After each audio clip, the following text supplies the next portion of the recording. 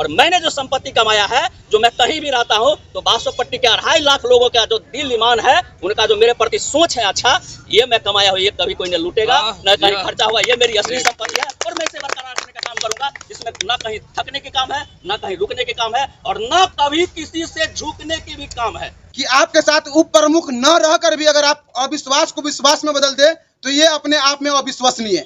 और अभी हम बासोपट्टी प्रखंड में हैं और हमारे साथ प्रखंड प्रमुख जी है, जो यहाँ पर अविश्वास को खारिज करते हुए लगातार इनका जो 5 साल का कार्यकाल है उसको पूरा करने के लिए जा रहे हैं। अपने सभी समर्थक के साथ, सभी पंचायत समिति के साथ यहाँ पर पूरे जोर शोर से जश्न मनाते हुए, क्योंकि इन पे लगे हुए अविश्वास को ये लोग विश्वास में बदल दिया है। तो आइए प्रखंड प्रमुख से जानते हैं कि कैसा संघर्ष रहा, खासकर और जो प्रखंड की राजनीति होती है बतौर प्रमुख अपने आप में ये कितना झेले। तो आइए सबसे पहले प्रमुख साहब का स्वागत करते हैं। बहुत बहुत स्वागत है आपका। क्या कहना चाहेंगे, अविश्वास को आप विश्वास में बदल दिए, आपको अपने पंचायत समिति पे कितना विश्वास था?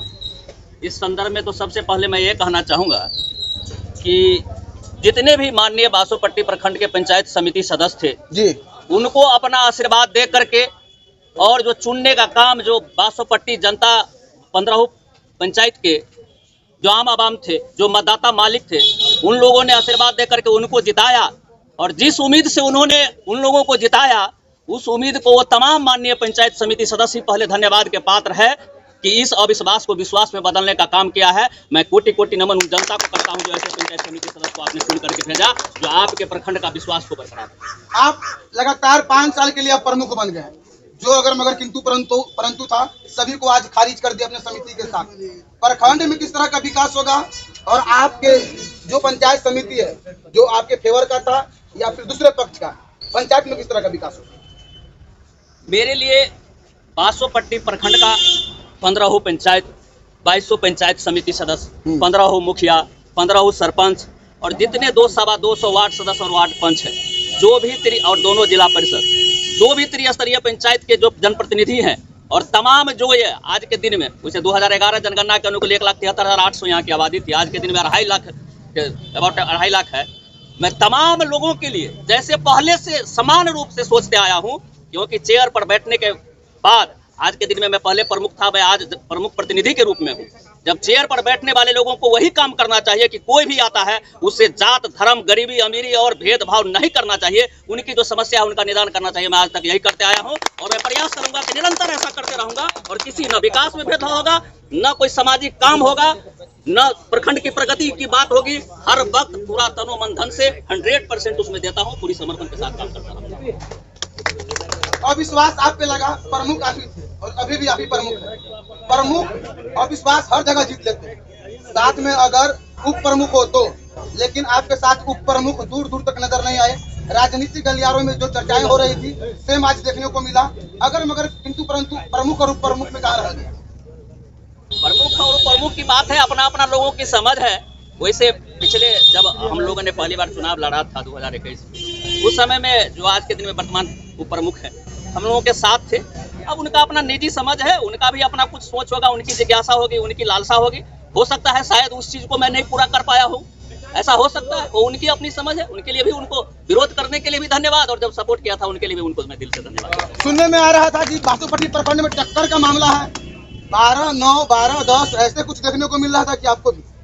बासोपट्टी प्रखंड में टक्कर की मामला लोगों को लगता है और लोगों को लगता है कि ऐसे आदमी को खिलाफ वीरेंद्र यादव कैसे जीत लेता है, ऐसा लोगों को लगता है। वीरेंद्र यादव आखिर किस पंचायत से आते हैं? अब मैं बताता हूँ, मैं कटैया पंचायत से आता हूँ, लेकिन मुझे आश्चर्य लगता है, मुझे अपने आप को लगता है कि मैं बड़े लोगों से नहीं लड़ता हूँ, क्योंकि बड़े लोग तो वो होंगे जिनकी सामाजिक छवि अच्छी होगी, जो जिसका जनता के कामों में रुचि होगा, और वो पॉपुलर लोग होंगे, लोकप्रिय लोग होंगे, पब्लिक के सोशल वर्कर होंगे। वैसे लोगों से अगर हमारी लड़ाई हो तो मुझे लगा कि बहुत बड़ा लड़ाई में लड़ रहा हूँ। लेकिन लोग अब क्यों समझते हैं कि वीरेंद्र यादव बहुत बड़े लोगों से लड़ रहा है, वो जनता की समझ है, मैं उनको भी नमन। ब्लॉक के बाहर दूर दूर से लोग आपके सपोर्ट और समर्थन में आए थे जी, क्या कहेंगे लोग? मैं उन तमाम लोगों को, मैं तो पहले भी कर रहा हूँ कि भले ही मुझे वोट पंचायत समिति के जो माननीय सदस्य हैं उनके चरण आशीर्वाद, जो हमसे छोटे हैं उनके स्नेह प्यार, हम उन लोगों के जो स्नेह है उनके देन से मैं चुनाव जीतता हूँ। लेकिन उसके जड़ में जो मेन बुनियाद है, नींव है उसका, हमारी जीत का, वो सब दिन ये बासोपट्टी का 2.5 लाख आबादी है, क्योंकि वही हम लोगों को वहां से आशीर्वाद देकर के भेजते हैं कि भैया वीरेंद्र यादव को वोट देना है, दहीना बामन नहीं करना है। और अपने लिख पर लाने का काम बासोपट्टी के आवाम अभी तक करते आया है कि मैंने वोट इसलिए दिया था, इसलिए आप वहाँ वोट करें। और मैं उनको भी नमन करता हूँ कि उस जनता के आशीर्वाद को बरकरार रखने का काम करते हैं।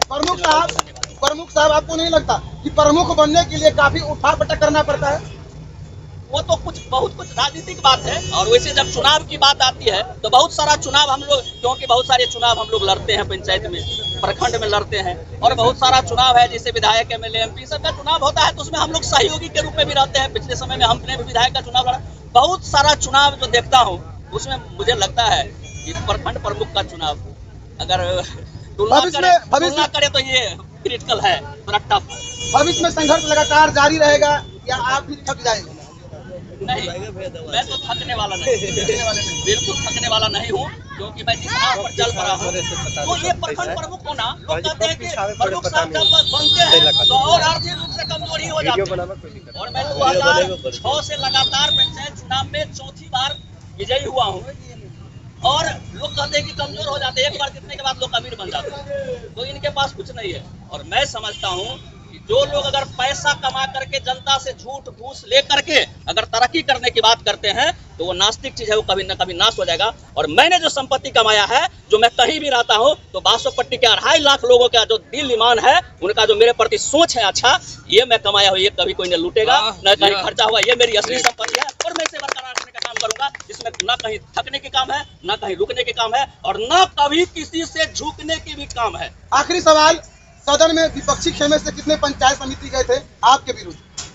वैसा है क्या, क्योंकि बहुत सारी जगह आप लोगों ने भी बोला है और हम लोग भी जानते हैं कि होता क्या है कि जो लोग अविश्वास लगाते हैं, अगर वो देखते हैं कि हमारा कोरम मेजोरिटी अगर बहुमत में नहीं अविश्वास के पक्ष में जा रहा है, तो वो लोग सरेंडर कर जाते हैं और वो लोग जो है सो नहीं पहुंचते हैं सदन में। बस वही परिस्थिति बासोपट्टी में हुआ। कोई भी मतलब जो हरलाखी में हुआ वो बासोपट्टी में? बस बस बस बस।